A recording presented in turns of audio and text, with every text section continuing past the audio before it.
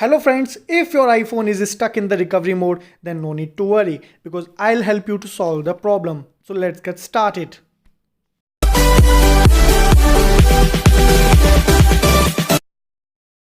To solve the problem, you need to download one software known as Reiboot by Tenorshare. This software is available for both Windows and Mac. I'll share the link in the description below. So now let's start with the process. After downloading the software will ask to connect the iPhone to your laptop.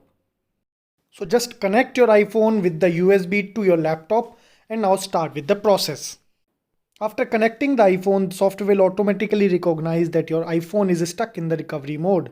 Now just tap on the exit recovery mode button. The software will move your iPhone out of the recovery mode. Now your iPhone will reboot into the normal state.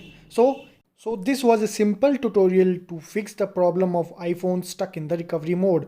If you understand and like this video, so please give up a thumbs up and do subscribe to my channel. Thank you.